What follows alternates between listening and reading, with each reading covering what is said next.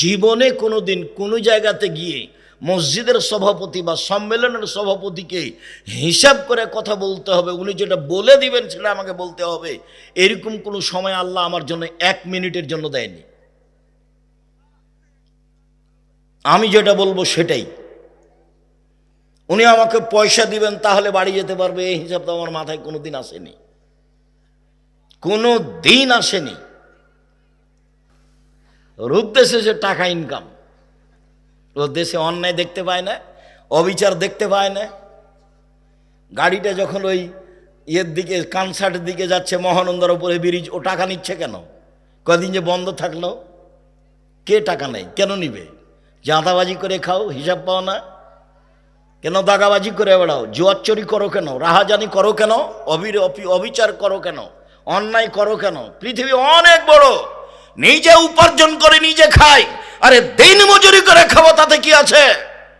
মানুষের বাড়িতে কাজ করে খাবো, অরাজকতার সাথে আমি নই। বেশি ক্ষমতা দেখায়েন না। সময় 45 মিনিট। সময় কত? 45 মিনিট।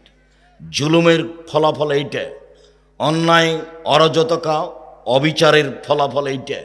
ফেরাউনের এর চেয়ে কম 2-3 মিনিট, ডুবলো নাই। ফেরাউন আধ সামুদ্র এর চেয়ে কম, হঠাৎ বিদ্যুৎ আসলো, নেই। এই 30 সেকেন্ড, 1 মিনিট, আধ সামুদ্র শেষ হয়ে গেছে। ফেরাউন সব মিলে 2-3 মিনিট হতে পারে, যেভাবে বোঝা যায়। এ ডুবলো, এ গেল, এ উঠলো, এ ডুবলো, শেষ। জুলুম, জীবনে জুলুম করবেন না।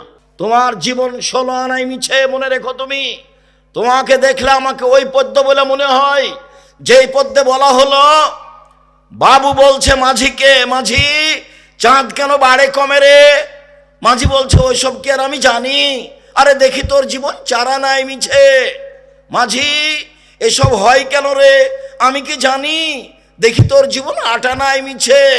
মাঝি বল না এসবগুলো কিভাবে হয়? আমি কি আর জানি? দেখি তোর জীবন 12 আনায় মিছে। বাতাস উঠেছে, নৌকা হিলে উঠেছে। মাঝি বলে বাবু সাঁতার জানো বাবু? তো বাবু বলছে না রে মাঝি না। মাঝি বলছে এখন বাবু তোমার জীবন 16 আনায় মিছে, তোমাদের বাপ বেটার জীবন 16 আনায় মিছে। আমি আব্দুর রাজ্জাক বিন ইউসুফ বলে গেলাম। সত্য পথে থাকেন, যা হবে হবে। সুলি হোক ফাঁসে হোক, অল্প দিন বাঁচতে এসেছি।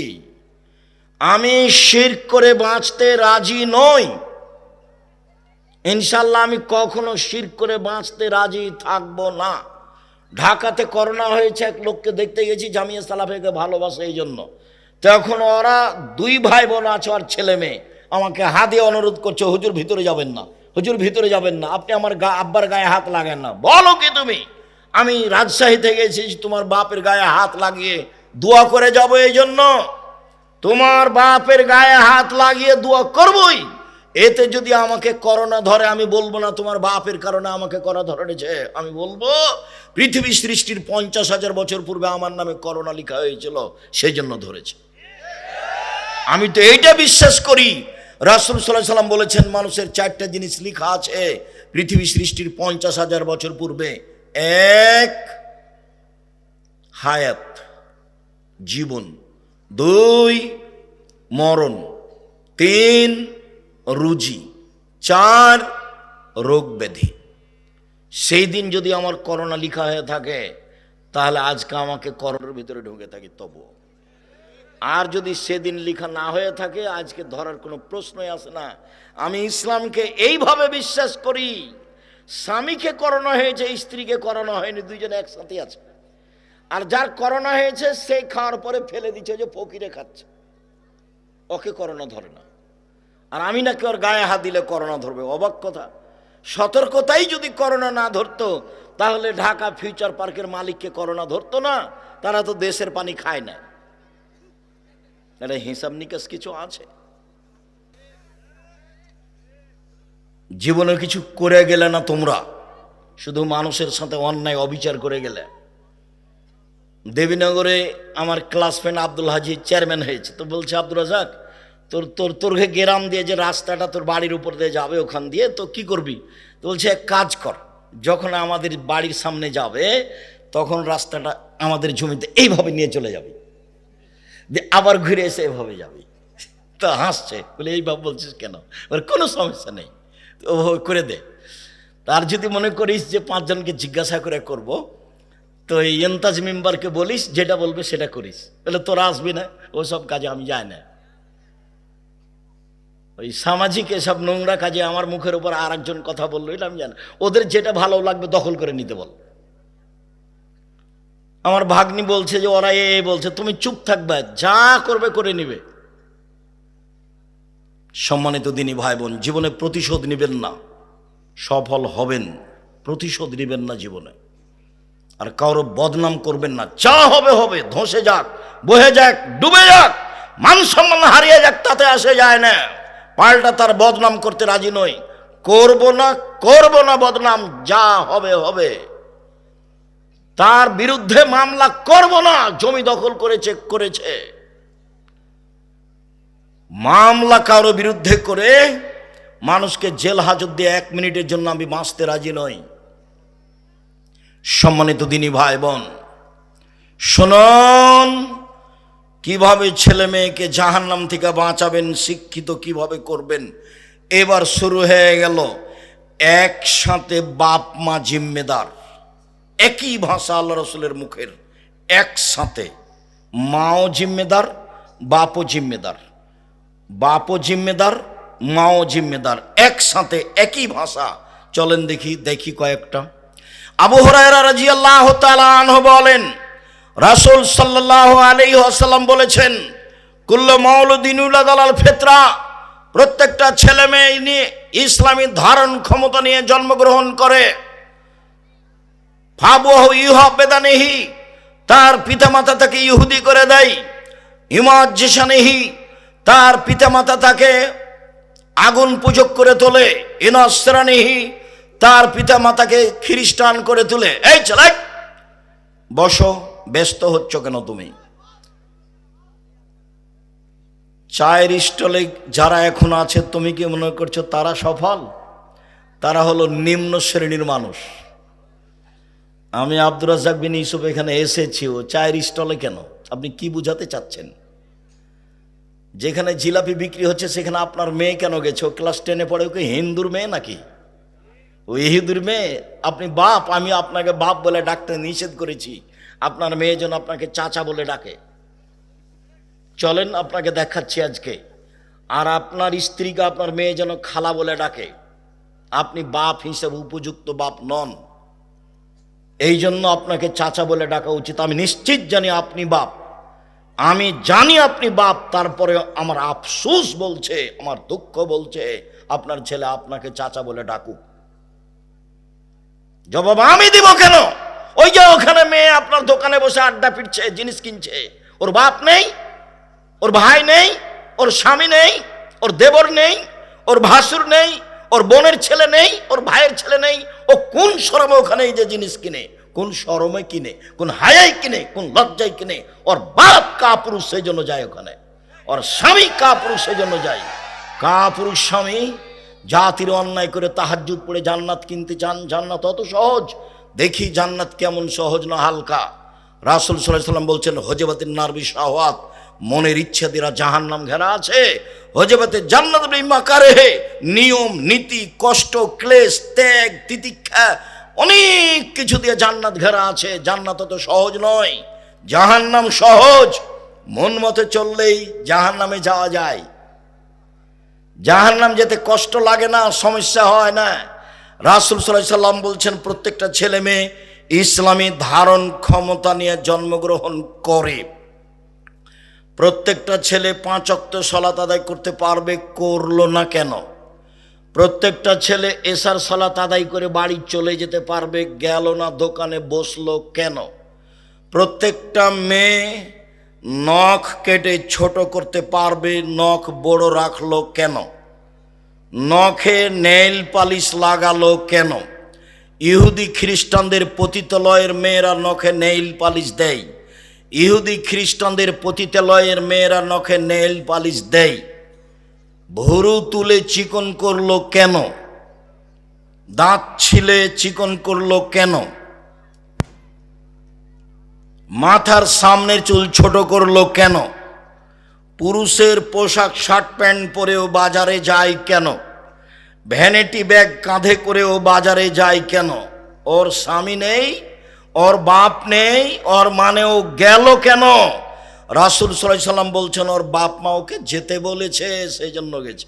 আমি বলিনি, আল্লাহ রাসূল বলছেন ওর বাপ মা। ওর বাপ মা ওকে ইহুদি করেছে, ওর বাপ মা ওকে খ্রিস্টান করেছে, ওর বাপ মা তাকে আগুন পূজক করেছে, ওর বাপ মা যেভাবে গড়ে তুলেছে ছেলে মেয়ে সেভাবে গড়ে উঠেছে। চাঁপাই নবাবগঞ্জের ভাষায় সঙ্গ দোষে লোহা ভাসে। লোহা পানিতে ছেড়ে দিলে ডুবে যাবে, কিন্তু লোহা যদি কাঠের সাথে লাগিয়ে দেওয়া হয় তাহলে ভাসবে। এর বাপ মা হচ্ছে সঙ্গ, সবচেয়ে কাছের মানুষ পিতামাতা। তার পিতামাতাই তাকে পশু বানিয়েছে, সেই জন্য পশু হয়েছে। বুঝেও বুঝে না ওরা, অন্তর আছে বুঝে না, দেখেও দেখে না ওরা, চক্ষু আছে দেখে না, শোনেও শোনে না ওরা, কান আছে শোনে না। উলায়েকা কাল আনাম, তারা পশু প্রাণীর মতো, তারা গরু ছাগলের মতো, তারা কুকুর শ্রীগের মতো, বালু মাজাল বরং তার চেয়ে খারাপ। ভ্যানিটি ব্যাগ হাতে করে চলে গেল বাজারে আপনার মেয়ে, তখনও সে পশু প্রাণী নয়, তখনও সে গরু ছাগল নয়, তখনও সে কুকুর শ্রীগাল নয়। তো কাকে আল্লাহ এ কথা বললেন? আপনি কে? আপনার স্ত্রী কে? একই শব্দ দুইজন। চলেন দেখি। আব্দুল্লাহ ইবনে ওমর রাদিয়াল্লাহু তাআলা আনহু বলেন, রাসূল সাল্লাল্লাহু আলাইহি ওয়াসাল্লাম বললেন, আর রাজুলু রাইন ফি আহলি বাইতিহি ওয়া হুয়া মাসউলুন আন রায়াতিহি। যে বাড়ির মালিক, ছেলে মেয়ের বাপ, স্ত্রীর স্বামী, তাকে তার ছেলে মেয়ে সম্পর্কে বিচারের মাঠে জবাব দিতে হবে। জবাবে পরাজয় হলে জাহান্নাম হবে, তাহাজ্জুদ দিয়ে বিচারের মাঠে টিকতে পারবে না। স্বামী স্ত্রী, ওয়াল মারআতু রাইয়া ফি বাইতি যাওজিহা ওয়া ওয়ালাদিহি। স্ত্রী স্বামীর বাড়িতে ছেলে মেয়ের জন্য দায়িত্বশীলা। বিচারের মাঠে তাকে তার দায়িত্ব সম্পর্কে জিজ্ঞাসা করা হবে।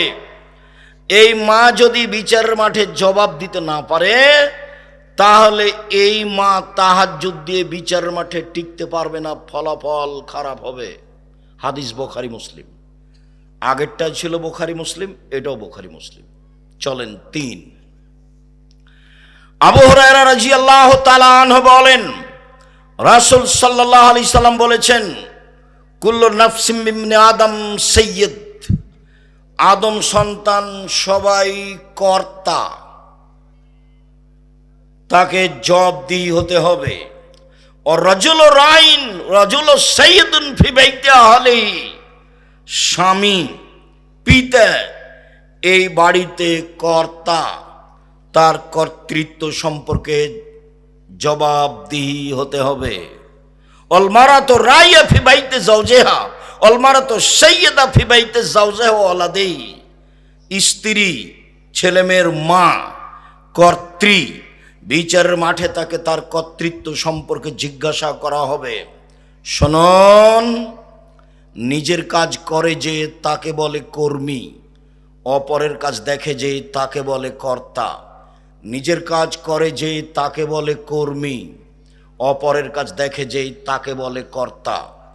আপনি 5 ওয়াক্ত সালাত আদায় করলেন, আপনি কর্মী। আপনার ছেলে মেয়েকে সালাত আদায়ের জন্য বললেন, তখন আপনি কর্তা। আপনার স্ত্রী নিজে সালাত আদায় করলো, তখনও মহিলা কর্ত্রী। ছেলে মেয়েকে ঘুম থেকে উঠালো, সালাতের জন্য বলে দিল, আম্মু পেশাবখানায় ঢোকার সময় দোয়া পড়ে ঢোকবা, ওঠার সময় দোয়া পড়ে আসবা, ডান হাতে গিলাস ধরবা, ডান হাতে বদনা ধরে বাম হাতে পানি খরচ করবা, পানি খরচ শেষ হয়ে গেলে সাবান দিয়ে মাটি দিয়ে হাত মেজে নিবা। এইটা হলো মা, এখনো হলো কর্ত্রী। নিজের কাজ করে যে তাকে বলে কর্মী, অপরের কাজ দেখে যে তাকে বলে কর্তা। দেখি আপনার স্ত্রী বাড়িতে কি কর্ত্রী আর আপনি কি কর্তা। আপনার স্ত্রী বাড়িতে কি করে? ভালো করে রান্না করতে পারে, সেই জন্য আপনি খুশি। আর আপনি একটা ভালো চাকরি পেয়েছেন, সেই জন্য আপনিও খুশি। আরও ব্যাংকে চাকরি পেয়েছে, সেজন্য লোন নিয়েছে। লোন নিয়ে আমনরাতে বা রহনপুরে বাড়ি করেছে 5 তলা, সবাই খুশি। ওই বাপ কি জানে যে ওর জানাজা হবে না? জানাজাই বাতিল। লোন নিয়ে যে বাড়ি করেছে ওর জানাজা হবে না। রাসূল সাল্লাল্লাহু আলাইহি সাল্লাম সালাতে সালাম ফিরার পূর্বে একটা দোয়া পড়তেন, আল্লাহুম্মা ইন্নী আউযু বিকা মিন আযাবি জাহান্নাম, আউযু বিকা মিন আযাবিল কবর, আউযু বিকা মিন ফিতনাতিল মাসিহিদ দাজ্জাল, আউযু বিকা মিন ফিতনাতিল মাহি ওয়াল মামাত, আল্লাহুম্মা ইন্নী আউযু বিকা মিনাল মা'সাম ওয়াল মাগরাম। তোমার কাছে বাঁচতে চাই বড় পাপ হতে, তোমার কাছে বাঁচতে চাই ঋণ কর্য হতে, আল মা'সাম ওয়াল মাগরাম। তোমার কাছে বাঁচতে চাই বড় পাপ হতে, তোমার কাছে বাঁচতে চাই ঋণ কর্য হতে। রাসূল সাল্লাল্লাহু আলাইহি সাল্লাম দিন রাত বলতেন, আল্লাহ তুমি আমাকে ঋণ থেকে বাঁচাও, আল্লাহ তুমি আমাকে ঋণ থেকে বাঁচাও। রাসূল সাল্লাল্লাহু আলাইহি সাল্লাম জানাজাতে দাঁড়িয়ে বলতেন, এই শোনো, এই লোকের ঋণ আছে নাকি? বলে আছে। ঠিক আছে, আমি গেলাম। কেউ পরিশোধ করার আছে? জি আছি আমি। ঠিক আছে, তুমি পরিশোধ করে দাও, জানাজা করালাম। এই লোকের ঋণ আছে? জি। কেউ পরিশোধের আছে? নেই। আমি চলে গেলাম, জানা যায় নাই তার। আর এখন তো লাশ রেখে চলছে ঘন্টার ঘন্টা বক্তব্য। আরো যদি দল পার্টি করে থাকে তাহলে আরো মরার সাথে সাথে তাকে জানাজা দিয়ে মাটি দিতে হবে, এটা আদেশ। আদেশ ধুয়ে মুছে গেছে। চাঁপাই নবাবগঞ্জের মানুষ বেশিরভাগ আহলে হাদিস, মানে হাদিস মেনে চলে। আমার 40 বছরের মধ্যে তারা কোনোদিন রাসূলের পদ্ধতিতে বিবাদ হয়েছে তা আমার জানা নাই। আর তাফসির মাহফিল করে, দুঃখিত, আমি আপনাকে কষ্ট দিতে আসিনি। আমি রহনপুরের তাফসির মাহফিল জানি, আমি চাঁপাই নবাবগঞ্জের তাফসির মাহফিল জানি, ভালোভাবেই জানি। আমাকে সুলতানগঞ্জ গোদাগাড়ির এক তাফসির মাহফিলে আমার এক চাচাতো ভাই এসে বলছেন, মারা গেছে ও, বলছে আজকে রাত তাফসির করলো, এই তাফসির তোরা জানিস না। কি করলো? আরে তোরা জানিস না তো আর কি বলবো? আর কিছু বলবেন তো, কি তাফসির করলো?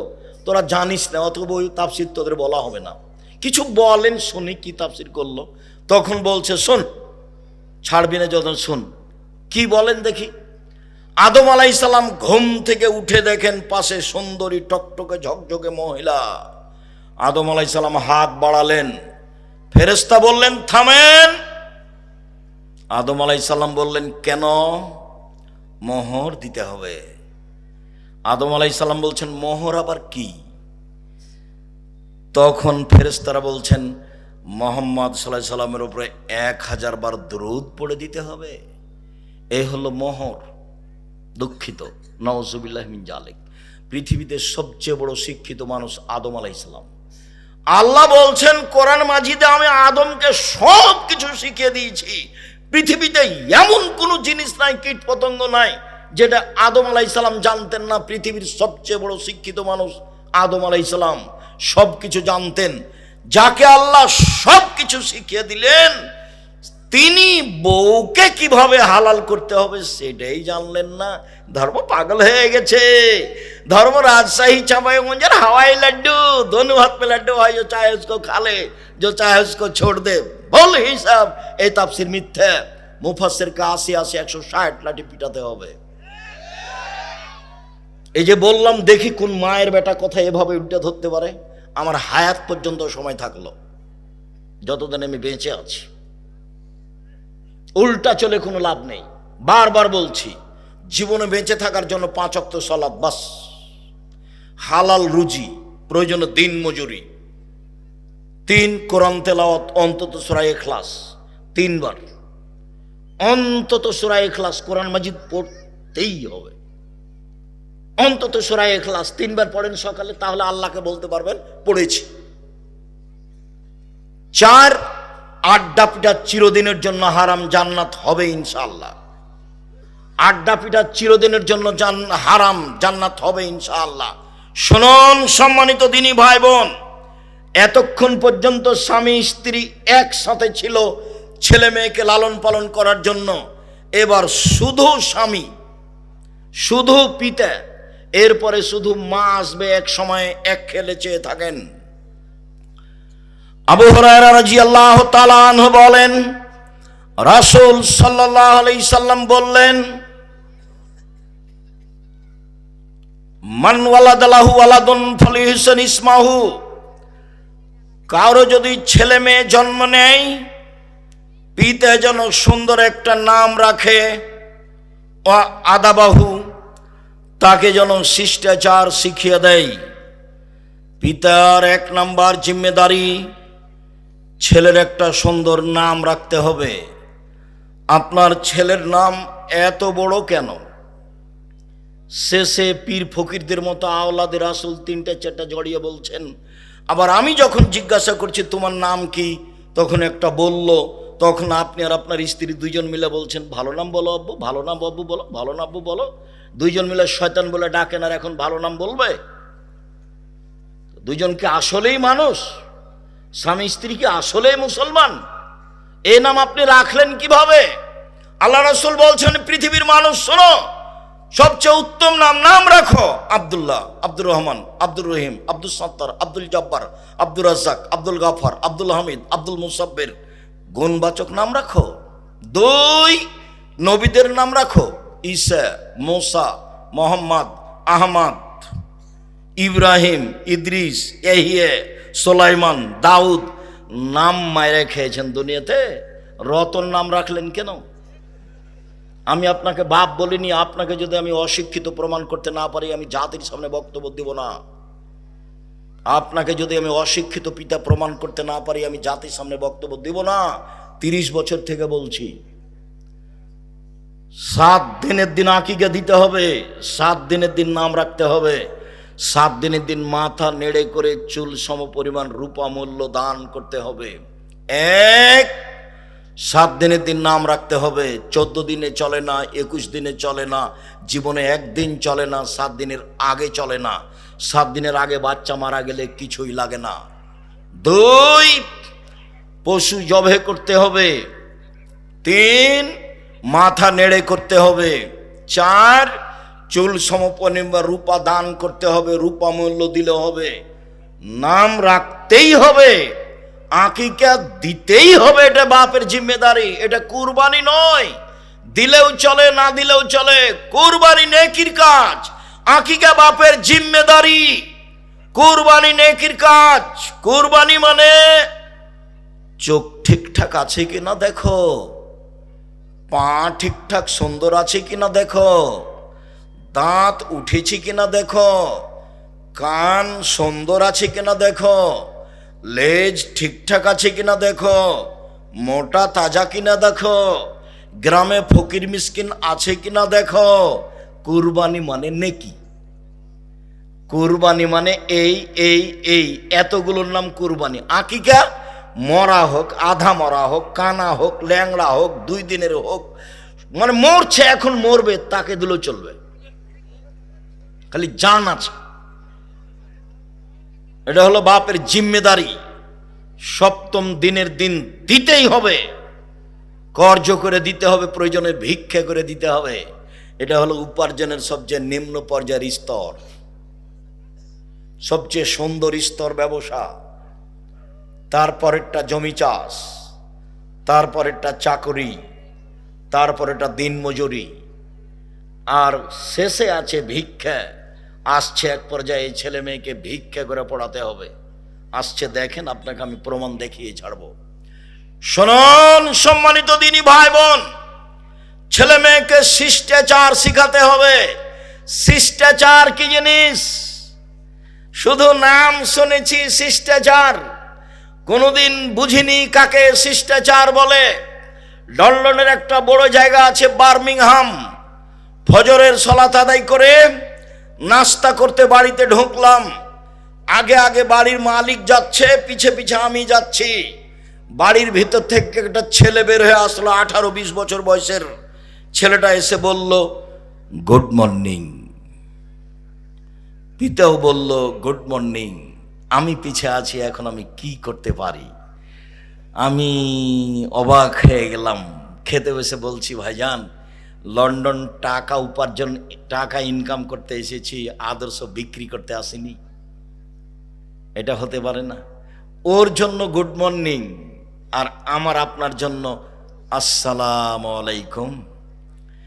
1,000,000 গুড মর্নিং এক পাল্লায় দেন, আর একটা আসসালামু আলাইকুম এক পাল্লায় দেন, দেখি কোনটা ভারী হয়। আপনি আমাকে 1 গিলাস পানি দিলেন, আমি বললাম থ্যাংক ইউ, এটা একটা আদর্শ। ভাইজানকে 1 গিলাস পানি দিলেন, উনি বললেন জাযাকাল্লাহ খায়ের, এটা একটা শিষ্টাচার, এটা একটা আদর্শ। বলেন কোনটা ভালো? 1,000,000 থ্যাংক ইউ এক পাল্লায় দেন, আর একটা জাযাকাল্লাহ খায়ের আপনি এক পাল্লায় দিয়ে ওজন করেন, দেখি কোনটা ভারী হয়। জাযাকাল্লাহ খায়ের আল্লাহর পক্ষ থেকে জিবরাইলের মাধ্যমে মুহাম্মদ সাল্লাল্লাহু আলাইহি ওয়াসাল্লামের মাধ্যমে আমাদের কাছে এসেছে, আর থ্যাংক ইউ মানুষে বানিয়েছে। দুটো সমতা হতে পারে? কোনোদিন হবে না। ছেলে মেয়েকে আদর্শ শিখিয়ে দিল, শিষ্টাচার। বাপ মা জানে না কাকে শিষ্টাচার বলে। আব্বু বাড়িতে সালাম দিয়ে ঢোকো, তার নাম শিষ্টাচার। সালাম দিয়ে বাড়ি থেকে বের হও, তার নাম শিষ্টাচার। আব্বু ডান পায়ের জুতা আগে পরো, তার নাম শিষ্টাচার।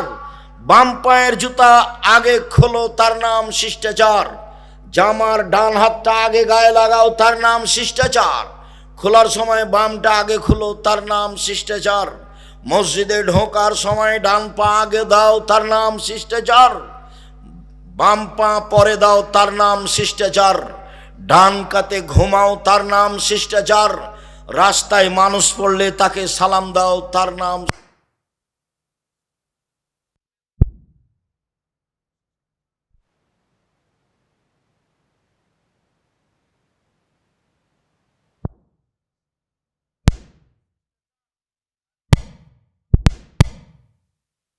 নাম শিষ্টাচার। পাতিলের এক পাশ থেকে ভাত তরকারি উঠাও, তার নাম শিষ্টাচার। বাচ্চারা এক পাশ থেকে খাবে, তার নাম শিষ্টাচার। ডান হাতে খাবে, তার নাম শিষ্টাচার। বাম হাতে পেশাব পায়খানা করার পরে পানি খরচ করবে, তার নাম শিষ্টাচার। শিষ্টাচার কাকে বলে? ইসলামে 1 গিলাস পানি পান করলে 5টা শিষ্টাচার লাগে। অবাক ধর্ম। এর আগে ছিল যেটা, সেটার নাম জাহেলিয়াত, আর এখন যেটা এসে সেটা ইসলাম। 1 মিনিট, এই ছেলে, এই কোনো কাজ আমাকে দেখায়ও না। জাহেলিয়াত দেখাচ্ছি তোমাকে, আর ইসলাম দুইটা মুখামুখি।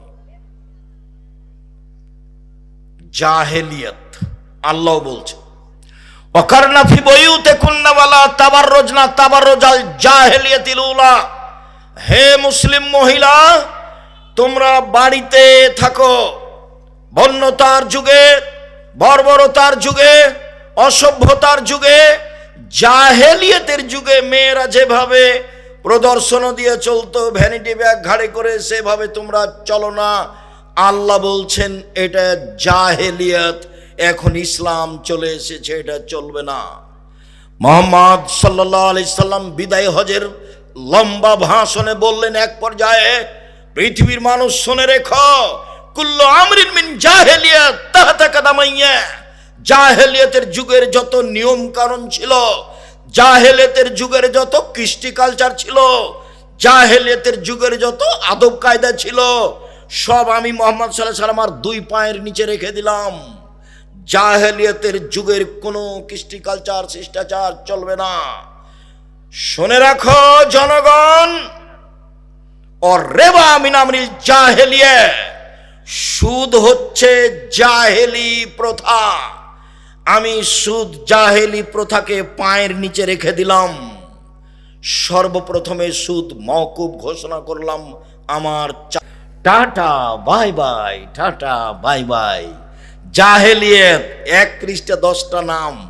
জাহেলিয়াত চলাফেরা, যেভাবে খাচ্ছেন, পিচ্ছেন, উঠছেন, সব কর্মকাণ্ড, খাতা কলম, অফিস আদালত, কোর্ট কাচারি, সব জাহেলিয়াতের নীতিতে চলছে, ইহুদি খ্রিস্টানদের নীতিতে চলছে। এক সময় ইসলাম এসেছিল, ধীরে ধীরে ইসলাম বিদায় নিচ্ছে, জাহেলিয়াত ছড়িয়ে পড়ছে। আপনি যে কি বলতে চাচ্ছেন, আমি আপনার কথাকে কোনোদিন সামনে নিয়ে আসিনি। কোরআন হাদিস আপনি ভুল বুঝেছেন। উপস্থিত বৈঠকের দিনই মুসলিম বোন, আমি আপনার অনীহার কথা জানি। আব্দুল রাহিক সাহেবের কথা আপনাকে তিতা লাগে, এ কথা আমি জানি। আমি আব্দুর রাজ্জাক বিন ইউসুফ চাঁপাই নবাবগঞ্জের মানুষ, আমি আপনার বাড়ির মানুষ। আপনাকে আমি নিজের মতো করে দেখি। আমি আপনার পাশে থেকে ইসলাম ধর্ম জানাতে চাই, বুঝাতে চাই।